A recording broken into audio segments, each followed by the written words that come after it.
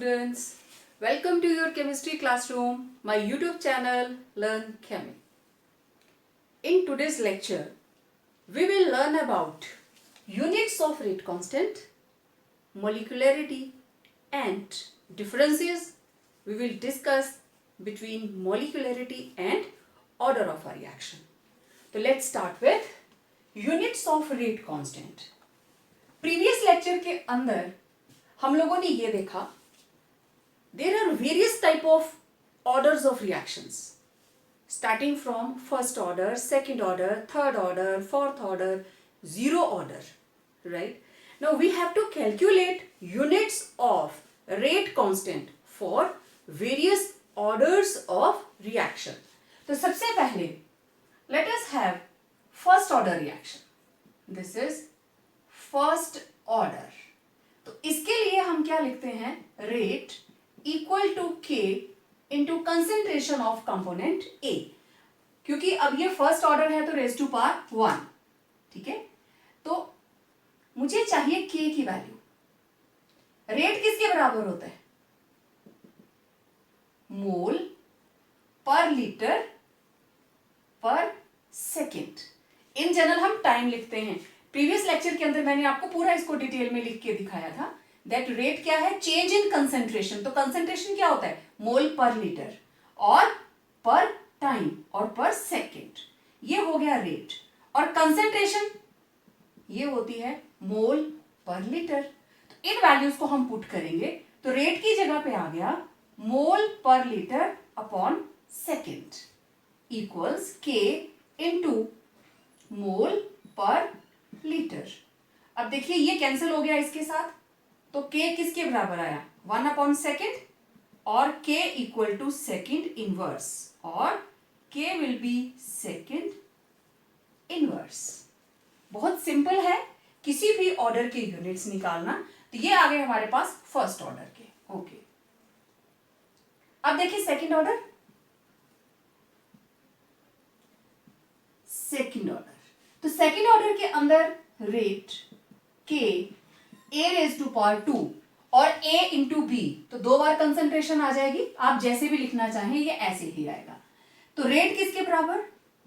मोल पर litre upon second के. तो ये आ गया मोल पर लीटर स्क्वायर. अब देखो अगर यहां पे ये वाली इक्वेशन ऐसे होती के इंटू ए इंटू बी, तब भी ऑर्डर क्या था? 1 + 1 2. तो हम इसको लिखते के इंटू एक ए वाला मोल पर लीटर और एक बी वाला मोल पर लीटर. तब भी क्या आता? मोल पर लीटर स्क्वायर. क्लियर? तो दोनों तरीके से अगर एक ही कंपोनेंट दो बार है तब भी वही चीज आएगी. एक कंपोनेंट एक बार, दूसरा कंपोनेंट दूसरी बार, तब भी सेम चीज आएगी. तो अब देखें, मैं इसको खोल के लिख लेती हूं. मोल पर लीटर अपॉन सेकेंड के इंटू मोल पर लीटर इंटू मोल पर लीटर. अब एक मोल पर लीटर एक मोल पर लीटर से cancel.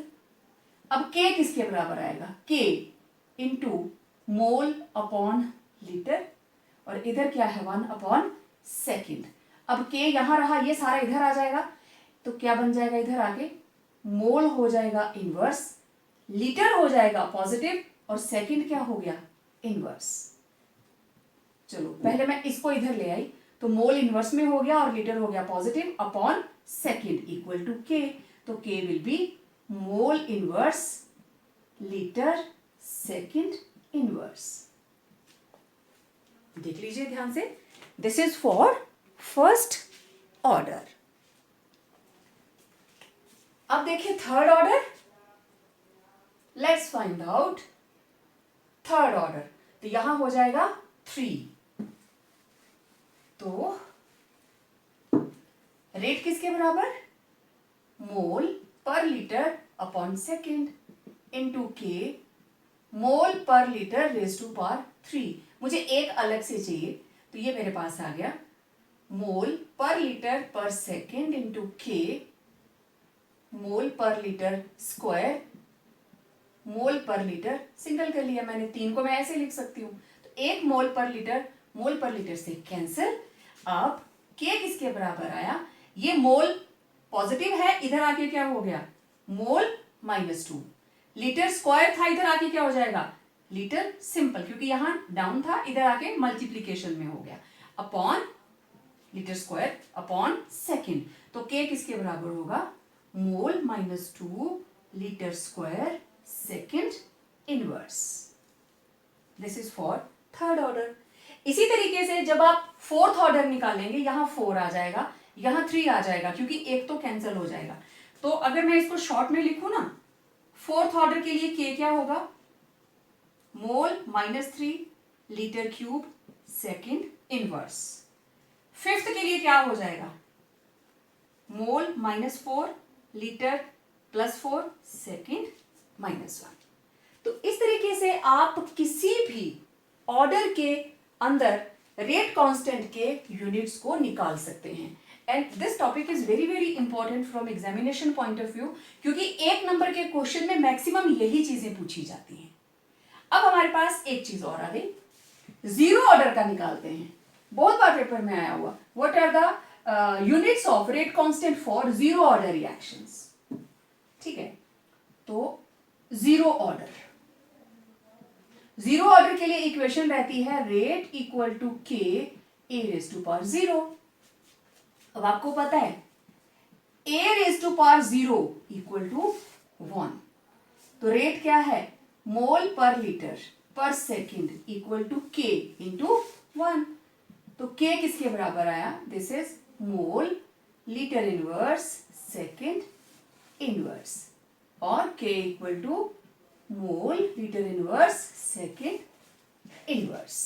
This is for zero order reaction, क्योंकि जीरो ऑर्डर के अंदर एनीथिंग रेज टू पावर 0 आप करेंगे then it will come out to be 1। Clear सबको? मेरे ख्याल से सबने साथ साथ में ही नोट किया होगा, अदरवाइज आप लोग स्क्रीनशॉट लेके इसको सॉल्व कर सकते हैं। तो डू प्रैक्टिस, बार बार इसको रट्टा मारने की जरूरत नहीं है, आप वैल्यू पुट कीजिए और किसी के भी आप ऑर्डर निकाल सकते हैं। ओके, चलिए अब हम बात करते हैं व्हाट इज मॉलिक्यूलरिटी। किसी भी रिएक्शन का ऑर्डर उसकी एक्सपेरिमेंटल डिपेंडेंस बताता है upon concentration of reactants. Now what is molecularity? It is simply number of colliding molecules to bring about a reaction as shown by a balanced chemical equation। किसी भी balanced chemical equation में किसी reactants की stoichiometry क्या है, कितने molecule उसमें involved हैं, this is purely law of mass action। clear? ये purely law of mass action की बात करता है that नंबर ऑफ, कभी भी रिएक्शन होती है, देयर आर नंबर ऑफ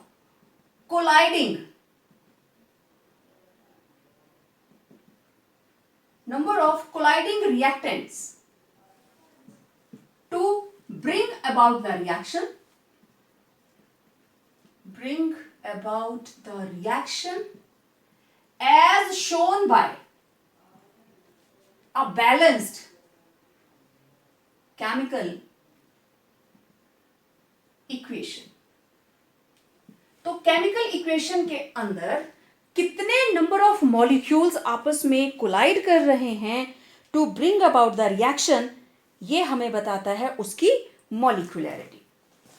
अब अगर हम कुछ एक रिएक्शंस लिखें, H2O2 ये टूटता है H2O प्लस हाफ O2, तो कितने मॉलिक्यूल आपस में रिएक्ट कर रहे हैं 1, तो इसकी मॉलिक्यूलरिटी क्या है, this is unimolecular, it will be called unimolecular. H2I2 2HI, कितने रिएक्टेंट आपस में कंबाइन कर रहे हैं 1 2, तो इसकी मॉलिक्यूलरिटी है 1, इसकी मॉलिक्यूलरिटी I2, तो इसको हम बोलेंगे बाई मॉलिक्यूलर। इस पर्टिकुलर रिएक्शन की मॉलिक्यूलरिटी है by molecular. Okay, nitric oxide plus oxygen 2NO2 2 + 1 total हो गए 3, तो this is try molecular.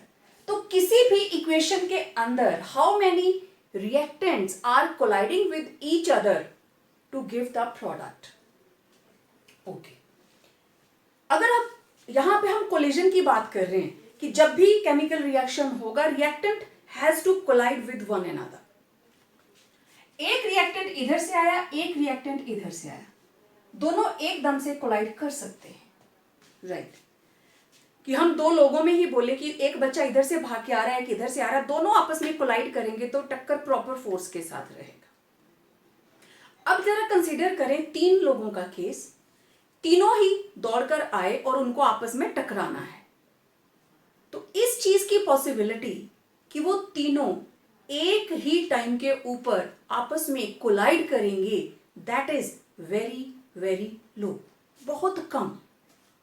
Possibility क्या है, दो तो एकदम से टकरा जाएंगे और एक चाहे फ्रैक्शन ऑफ सेकंड का ही गैप डाले, तीनों का एक जगह पे एक ही फोर्स के साथ स्ट्राइक करना क्वाइट इम्पॉसिबल, बिल्कुल इम्पॉसिबल नहीं है। कोई एक चांस फैक्टर हो सकता है लेकिन नॉट ऑलवेज। इट मीन्स ये जो ट्राई मॉलिक्यूलर हम लिख रहे हैं कि 3 मॉलिक्यूल आपस में स्ट्राइक कर रहे हैं, ये रिएक्शंस होती हैं बट नॉट ऑलवेज। हमने पीछे जब आपको मैंने ऑर्डर ऑफ रिएक्शन के बारे में NO2F2 वाला एग्जांपल दिया था तो उसमें मैंने बताया मल्टी स्टेप की बात, ठीक है। अच्छा, एक एग्जांपल मैं और आपको बताती हूं।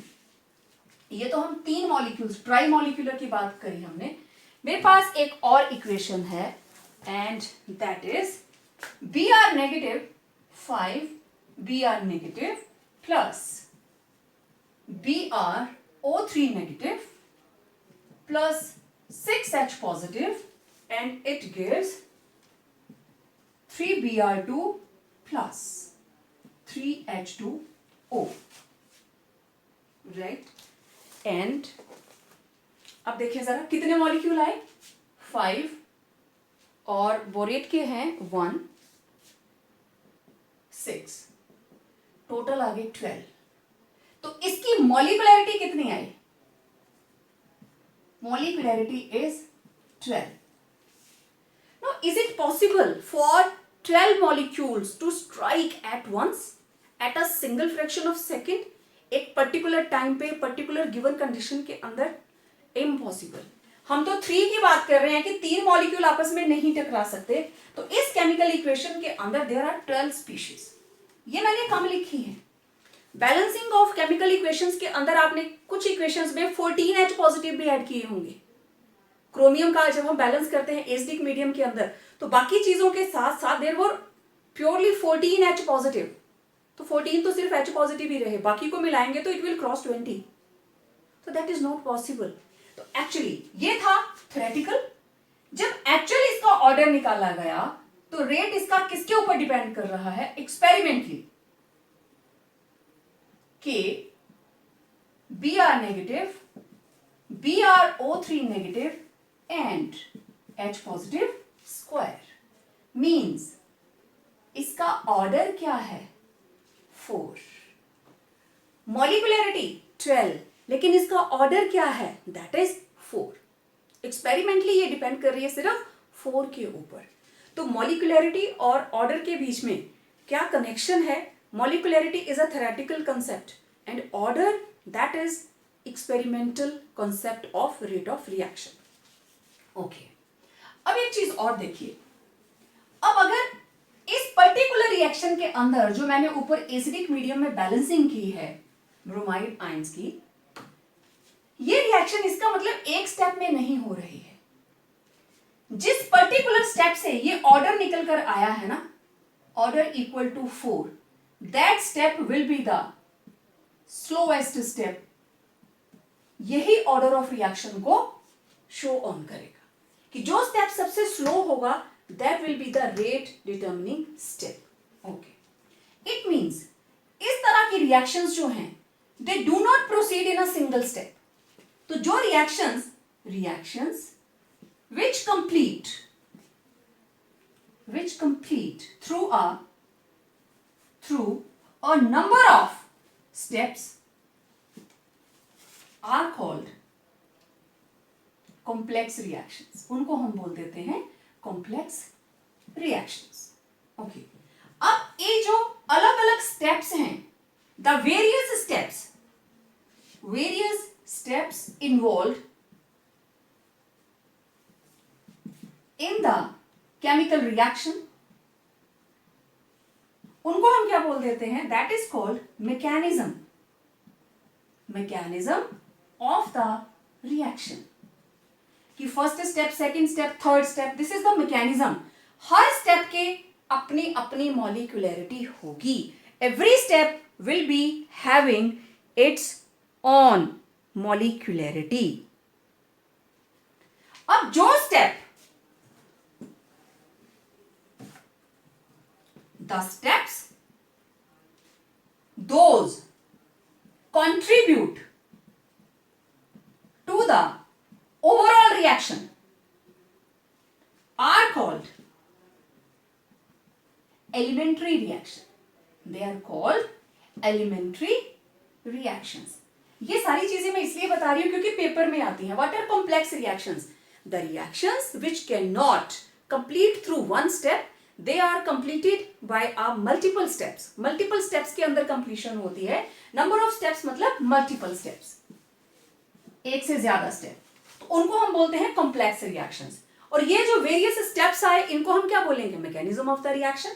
और जो steps literally contribute करते हैं to the overall reaction, उन्हें हम बोल देते हैं elementary reactions. Okay, example देखते हैं एक. ये तो मॉलिक्यूलरिटी और ऑर्डर के बीच का कनेक्शन अब आप देखना और ज्यादा क्लैरिटी से होगा.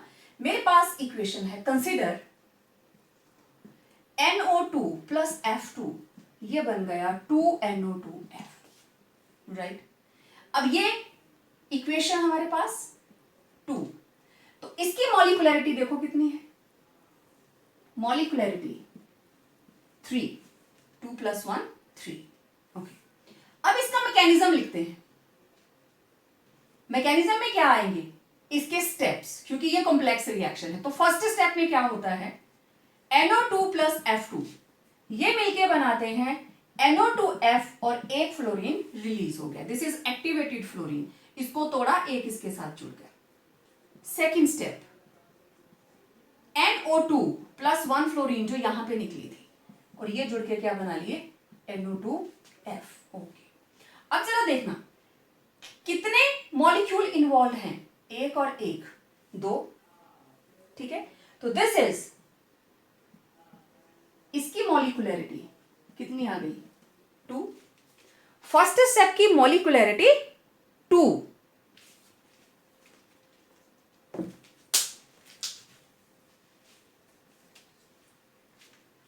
सेकेंड में देखिए, ये 1 मॉलिक्यूल, 1 मॉलिक्यूल, 1 मॉलिक्यूल, 1 मॉलिक्यूल, तो इसकी मॉलिक्यूलरिटी भी कितनी है? 2. हर स्टेप की अपनी मॉलिक्यूलरिटी है, लेकिन रिएक्शन का ऑर्डर एक ही होगा. Now this step is slow and this step is fast. पहला स्टेप स्लो है, फ्लोरीन को तोड़ना. दूसरे में वो एक्टिवेटेड फ्लोरीन बन चुकी है. ओके, अब देखें जरा ओवरऑल रिएक्शन.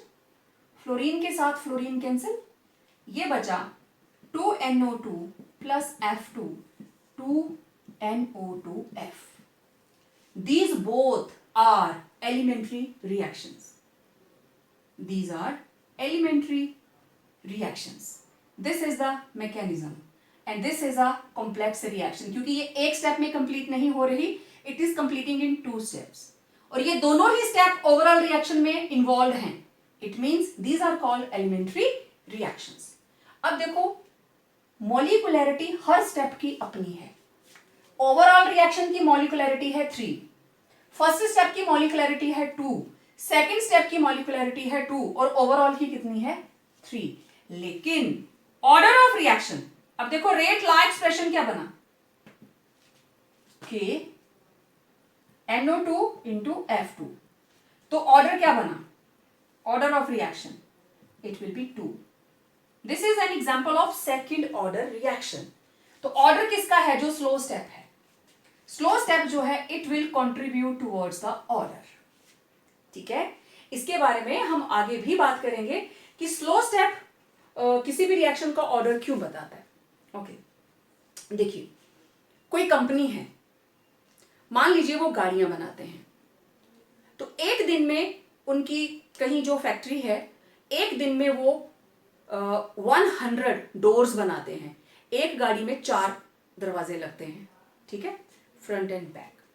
और मान लीजिए पूरी गाड़ी की जो बाकी की चेसिस हैं, चेसिस बनती हैं 50 और विंडोज बनती हैं 500, टायर्स बनते हैं 200, लेकिन गाड़ी का इंजन बनते हैं सिर्फ 2।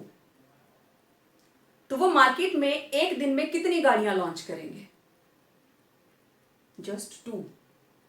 तो वो कौन सा स्टेप है जिसने गाड़ियों की प्रोडक्शन कंट्रोल कर ली? That is manufacturing of engine. और वो सबसे स्लो स्टेप है, उसकी प्रोडक्शन सबसे कम है।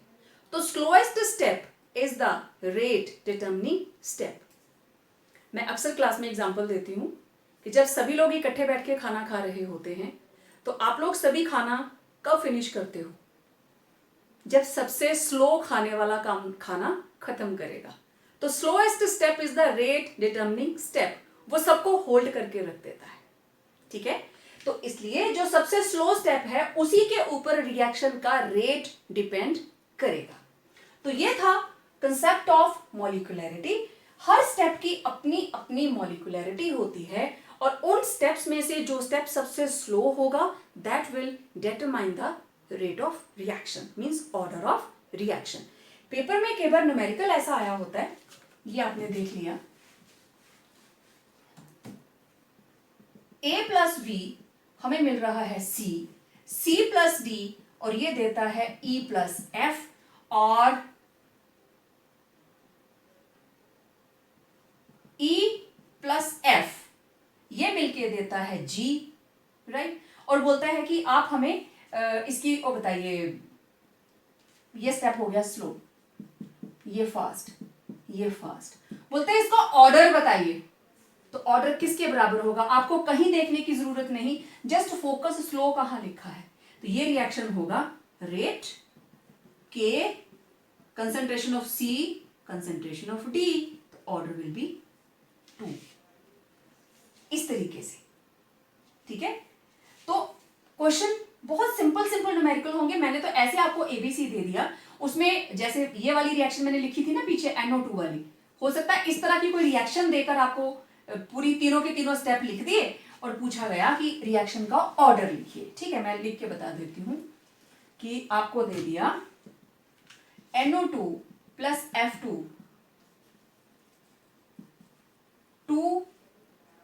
2NO2F और इसके 2 स्टेप हैं, NO2 plus F2, NO2F plus F, NO2 plus F और ये बन गया NO2F।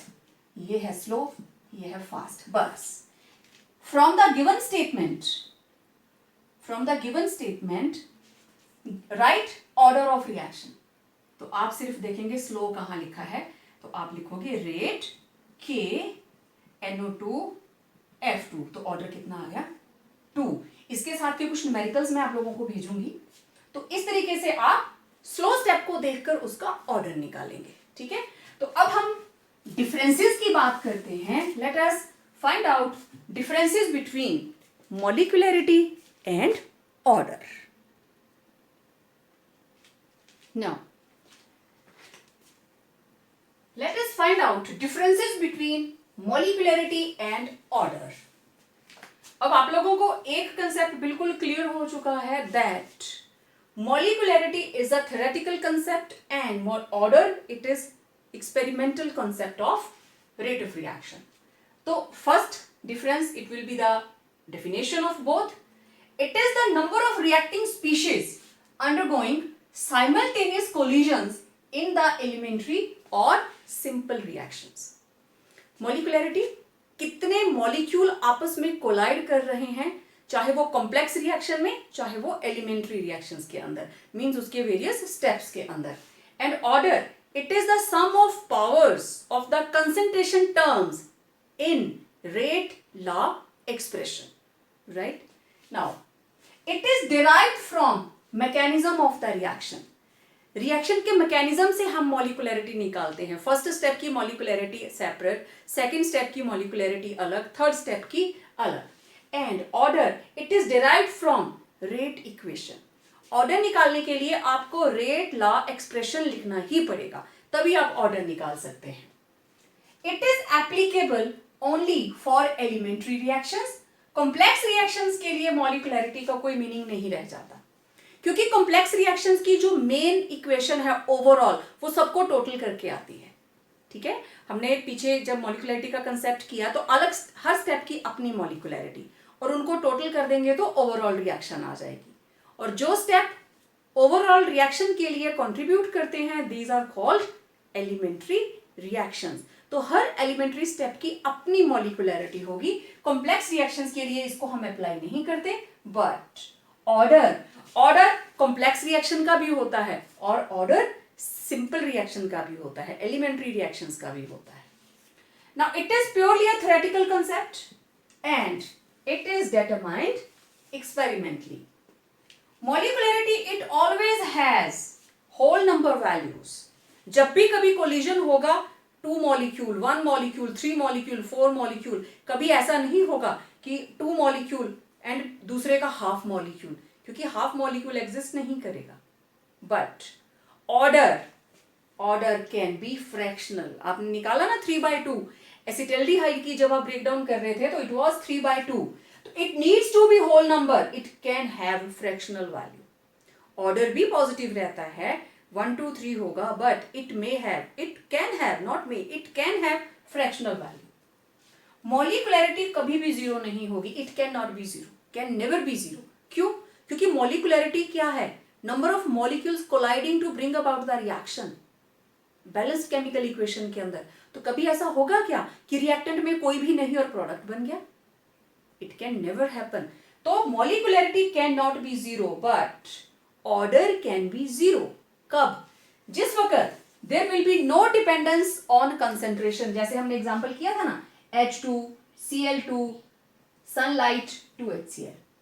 तो रिएक्टेंट दोनों ही हैं, लेकिन अगर लाइट का पार्टिकल नहीं होगा तो कुछ नहीं होगा। तो यहां पे फिर हम क्या लिखते हैं? रेट K इंटू H2Cl2, ये भी जीरो, ये भी जीरो। तो these are zero order reactions. Order can be zero. Now for complex reactions, molecularity is given for elementary steps and every step has its own molecularity. और कौन से step की molecularity order के बराबर होती है? Slowest step. उन elementary steps के अंदर जो सबसे स्लो होगा, molecularity of slowest step is same as order of the reaction. और इधर for complex reactions order is given by the slowest step from the number of reactions, जिसके अंदर केमिकल्स जो भी मैकेनिज्म होगा रिएक्शन का, जो स्टेप सबसे स्लो होगा that will determine order of the reaction. तो ये थे differences between molecularity and order. जो लोग स्क्रीनशॉट लेना चाहते हैं स्क्रीनशॉट ले लें।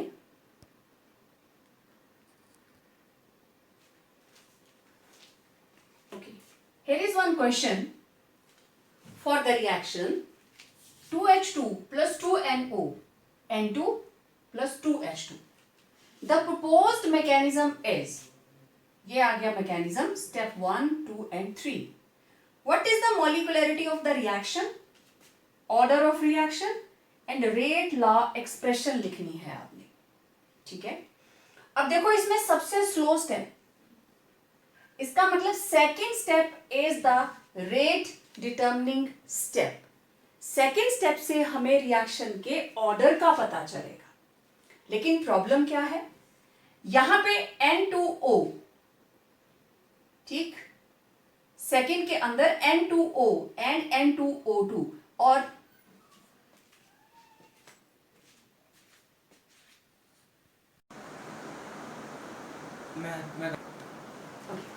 अब देखिए स्टेटमेंट के अंदर तीनों स्टेप आपके सामने, यहां लिखा है slow, it means it is the rate determining step. लेकिन इसमें दी हुई एंटिटीज, इसमें दिया हुआ रिएक्टेंट आपकी ओवरऑल इक्वेशन के अंदर नजर नहीं आ रहा। ठीक है, ओके। तो मैं जस्ट हिंट दूंगी, इन तीनों के आंसर्स आपने लिखने हैं, मैं सिर्फ इसके बारे में बात करूंगी। तो मुझे इसका रिलेशन ढूंढना है, और ये किसके साथ है, इधर, एंड देयर इज इक्विलिब्रियम। तो equilibrium constant it is equal to concentration of N2O2 upon concentration of NO⁻², ऐसे लिखते हैं। तो NO⁻² इंटू K, ठीक है, ये किसके बराबर आएगा, concentration of N2O2 it will be K into NO⁻²। This is just a hint for you people, ये आ गया। अब देखो इस इक्वेशन के अंदर रेट K इंटू N2O2, ठीक है, इसको आप ले लीजिए K डैश, ठीक है, N2O2 into concentration of hydrogen. अब यहां पे आप पुट करेंगे ये वाली कंसेंट्रेशन, और फिर आपके पास आएगा यहां से ऑर्डर। तो ये तीनों रिएक्शंस आपने कंप्लीट करके मेरे को इसके जो आंसर आएंगे आपको अपने नोट्स के साथ मुझे वापस रिटर्न करने हैं। Get this question check by me, और उसके बाद इस तरह का कोई भी क्वेश्चन आता है तो उसको थोड़ा सा कंसंट्रेशन के साथ आप जब देखेंगे तो आपको सारा पता चल जाएगा। रेट लॉ एक्सप्रेशन लिखनी है, जब आपके पास इधर ऑर्डर आ गया तो वही आपकी रेट लॉ एक्सप्रेशन रहेगी। ऑर्डर ऑफ रिएक्शन हो गया। व्हाट इज मॉलिक्यूलैरिटी, मॉलिक्यूलैरिटी मतलब फर्स्ट रिएक्शन की मॉलिक्यूलैरिटी बताइए, सेकंड स्टेप की बताइए, थर्ड स्टेप की बताइए, तीनों स्टेप की अलग अलग मॉलिक्यूलैरिटी होगी। तो इस लेक्चर में इतना ही, अच्छे से रिवाइज करें। जब तक हम अगला वीडियो लेकर आए, स्टे होम, स्टे सेफ।